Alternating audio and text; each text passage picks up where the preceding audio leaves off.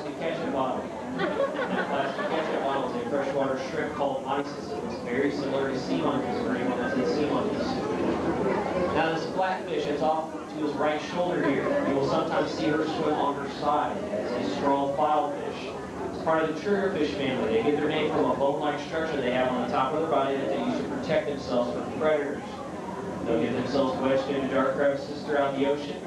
Flip up this bone-like structure, that way it makes it much more difficult for a predator to pull them out.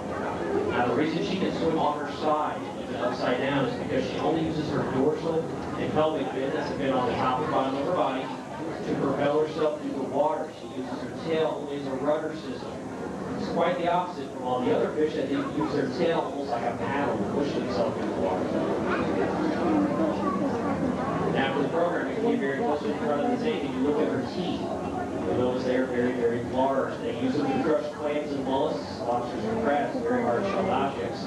She's also the reason the tip of the ketchup bottle is only about 1/4 of an inch instead of its original 2 inches. She's actually gnawed the plastic because she's too impatient to feed them. But there's a very large fish going through the middle of the tank. I can't see her right now. She's hiding behind the coral. She'll pop up here in a second, about the size of a football, which has spikes all over her body. It's called a porcupine puffer, very closely related to the golden puffer, which is on the far side of the tank. Looks almost like a potato with fins there at the curve. They get their name from the ability to inhale water and expand at 3 to 4 times their actual size. They do this to fool predators into thinking they are a much larger target than they actually are. Notice that that predator will not try and eat them.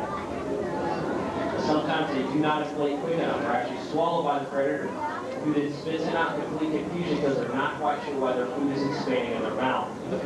Now the puffer fish is the fish I feel closely related to because it swims just like I do. They're going to swim real hard for 15 or 20 minutes and get as much food from Dave as possible. They're then going to sit on the table on a coral and take a 3 or 4 hour nap. Tuck their nose and tail like a dog or a cat. That's my kind of fish. And this light gray fish is right behind David's knees, right across the front of him right now. It's called a unicorn sturgeon fish. It's light green color, has a little cone on its forehead. It gets its name from a couple of bone chips it has at the end of its body. Also, after the program, you stare very closely at that fish. You see 2 purple little stripes at the end of its body where it meets its tail. That is where the bone chips are located. They can actually flip them up, flip them out, just like a switchblade. We've actually had a diver get swiped on the top of his hand. It was a very bad move.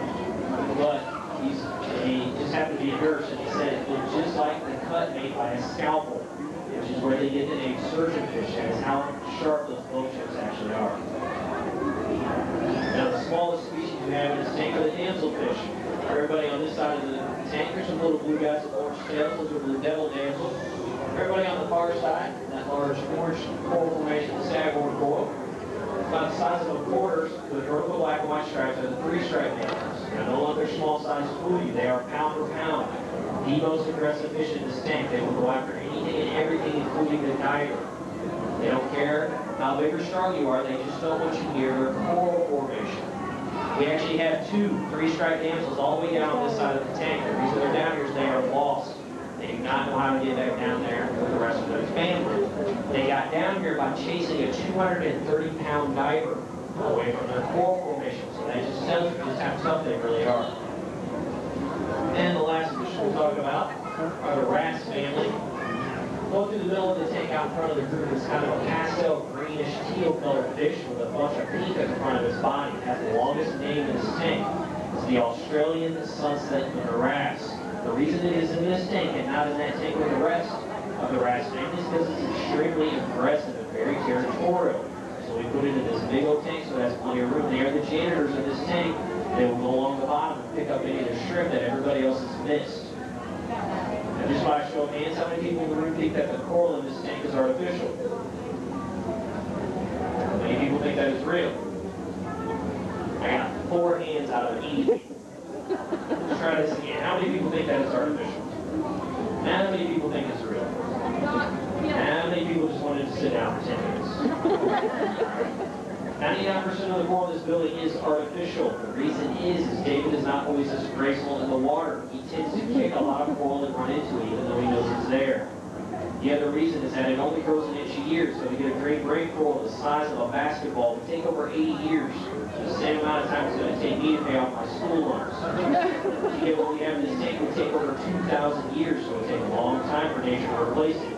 The last reason is that if you take all this out of the ocean, you're not only going to kill the corals as it hits the surface, you're going to kill all of these fish that find it as their home to feed, breed, and hide from very large sharks. You will also kill all the migratory shorebirds that feed off of these fish as they pass by. You do have one tank in the building with living coral in it. Go through these two doorways on the right side of the wall. As you can see, David is our most overpaid diver.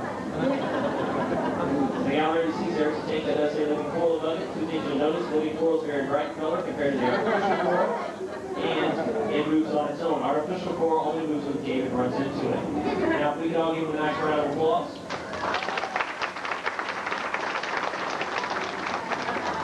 He's going to hang out in the tank for about another 5 minutes. That way,